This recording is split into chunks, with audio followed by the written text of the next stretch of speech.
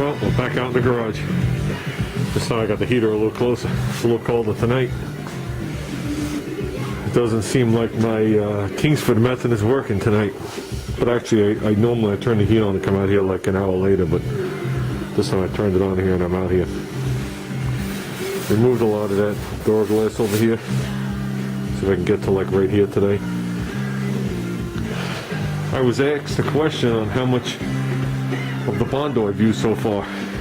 Just out of curiosity, the question was. You can see I got some laying right here already.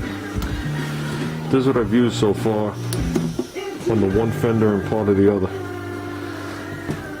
I gotta clean the sides down, but down to like here. I think I fill it up to like here, so I'm more than half of what was in there, maybe 3/4. But what I did find was that I ran out of hardener. And I know when it's colder out, you use a little more hardener to get it to kick, but I didn't think I was that excessive by the way it was setting up. It's still taking a good 10 minutes to set up. So I went back to the store today to buy another tube of hardener. Told him I needed hardener for a gallon of Rage Gold. And he came out, he gave me this, charged me $4 for it, and I didn't care. Came home, I'm looking at it, I'm like, it doesn't look the same. This one here is 4 ounces. This one's 2 3/4. So I think that was the problem right off the bat. Because if I would have had the 4 ounces, it probably would have been almost exact to that gallon. So I'm not mixing it excessive. So that made me feel a little better. Not that it matters. So let me get a little Bondo on here, and we'll see what we got. Okay, we got some spread. A little further. See if we get the rough shape in there, see how much lands on the floor. So, yeah, I don't know how much talking I'm going to be doing tonight. I think I'm just going to be working. We'll whale up the radio and just keep working for a little while. As far as you see it, I'd be thrilled if I get that far tonight and have it right all the way back. Because it feels beautiful here. And right when I get to here, this way it's fine. I do feel it come in just a tad. So, which is right here. So we'll see what happens. Very, very, very, very, very slight. But I can notice it and that's enough for me. It's enough to maybe want to work on it. Which I think it's not that it's low there, I think it's high right above it. So, but we'll get it. We'll definitely get it.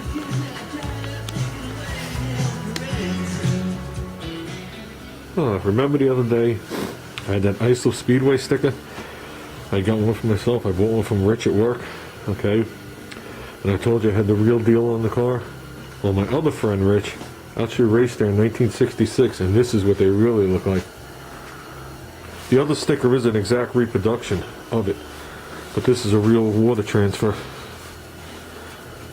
that I put on the car from ISO Speedway 1966, and that's all that went on the car that day. I didn't do that on purpose. The stickers were old, and Rich felt so bad he gave me a second one. But I know I put the second one on there. It came out a little better. Still off a little bit. I gotta be super gentle with all these stickers because I got new rubbers for these. Well, they're old, but they're new, meaning there's no cracks or whatever on them. And this year when we do the black, we're bringing the black up like 1/4 of an inch onto the gold and getting all in here. Because next winter I'm painting the roof and I want to be able to come back down to its original line. So next winter these glasses are coming out. So I got to go a little further with the black than you would normally mask it off. That's what always confused people. I don't know if anybody ever realized it. But if you look where the mask line is, they always wondered where it was made into a 2-door. Because I always tell people I switched the fronts of the quarters and they always get confused. So, but I just figured I'd show you. I just lifted the cover. So I just spotted in a couple little tiny little areas. I lifted the cover and I saw that on there. So I figured I'd show you guys right next to one of my other favorite stickers. Still like that one. People will still hound me this year and ask me if it's done. But that's besides the point. So I'm going to sand that little section off. I got this very nice. I skimmed it a couple of times. That's why it appears to be one color. I brought it down, skimmed it. It's good to like right here. Don't go by this right here. This still has to be worked off. But I got it good this way now, as well as this way. And it was just a tiny little low spot. Very minute. Same here and right there. Just like pock marks.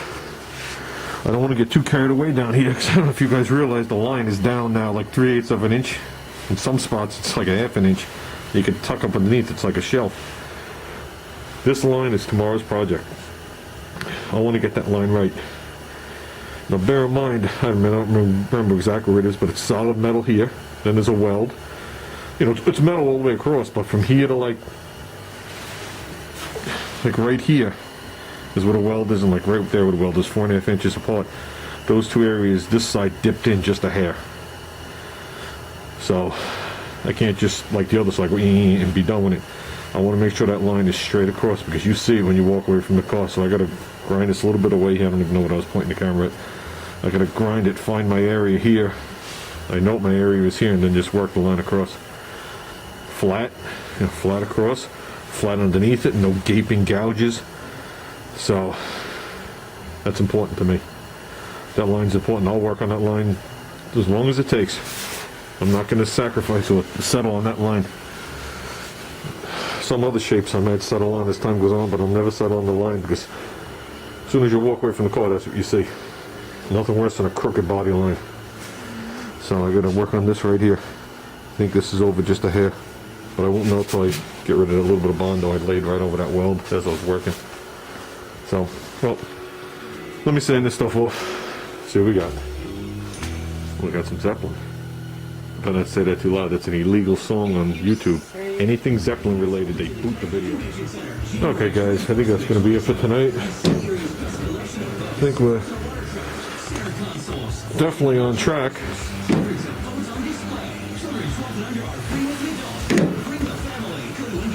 Definitely on track. Still think we got a hair bit too much right here, just a hair up high, which is good. Gives me more to work off.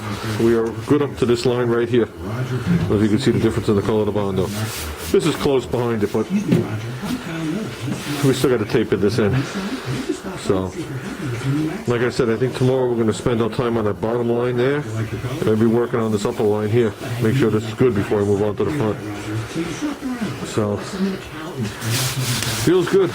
Well, anything feels good at that speed, but it definitely, I was feeling it before I filmed it. Definitely feels good. Right there needs to be brought down here. That's what I feel. I could just feel the edge of it, and you can see it. You don't see the blending color. You just see a line. But it feels good this way now. Whoops, shooting the lens cover. But up and down, it feels good. So I consider that a good 90% roughed in. Same with the bottom. We've got to work on the line, upper line. I hate lines. That's why I always mention them over and over and over. So I think we'll vacuum up real quick. Call it good.